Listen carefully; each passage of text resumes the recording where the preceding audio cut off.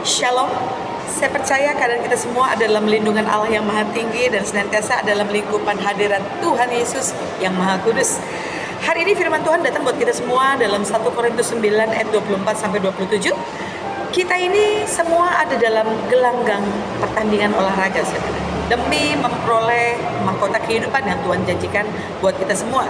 Untuk itu kita semua yang Tuhan inginkan adalah kita menjadi orang-orang yang mampu menguasai diri dan juga sudah pasti mampu menguasai gelanggang arena pertandingan olahraga. Saudara, dari ayat ini kita belajar bahwa di dalam satu pertandingan sudah pasti ada satu lawan satu. Ada pihak lawan dan ada pihak kawan. Di arena balkon, para penonton itu ada dua atmosfer. Atmosfer yang pertama adalah orang-orang yang tentu saja berpihak kepada kita dan mereka menyuruhkan, menyemangati kita. Ayo maju, ayo serang, ayo kamu pasti bisa.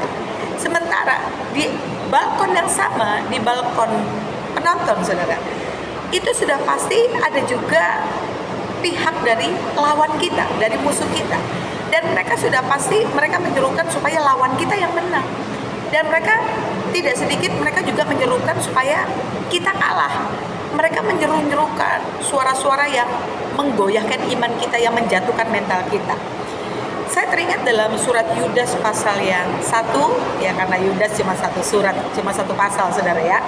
Di ayat yang ke-17 sampai 19, bahwa di akhir zaman ini para nabi-nabi Allah terdahulu sudah menubuatkan bahwa telah tampil para pengejek-pengejek dan para pencemooh-pencemooh. Mereka kerjanya mengejek dan mereka adalah pemecah belah, pengadu domba, saudara. Tapi dikatakan mereka ini hidup tanpa Roh Kudus. Ayat ini tidak berkata bahwa mereka ini belum kenal Tuhan, enggak. Tapi dikatakan mereka hidup tanpa Roh Kudus. Berarti mereka orang-orang Kristen, orang-orang percaya. Artinya apa?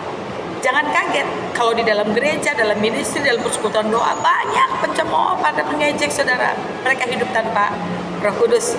Untuk itu, mari kita fokus saja pada kekekalan. Kita fokus sama wajah Tuhan.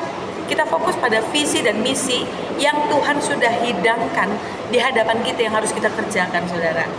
Lakukan dengan setia, dengan taat, dengan takut akan Tuhan, dengan hati yang mencintai Tuhan. Engkau akan melihat lompatan-lompatan besar terjadi dalam hidupmu, sebab engkau dan aku ditetapkan Tuhan menjadi umat lebih dari pemenang. Jangan pernah melepaskan kepercayaanmu. Dalam Roma 10 ayat 35 sampai 39. Sebab besar upah yang menanti saudara dan saya. Jangan pernah kita lepas kepercayaan dan iman yang Tuhan sudah letakkan sebagai dasar dalam kehidupan kita. Jangan kita pernah lepaskan itu, saudara.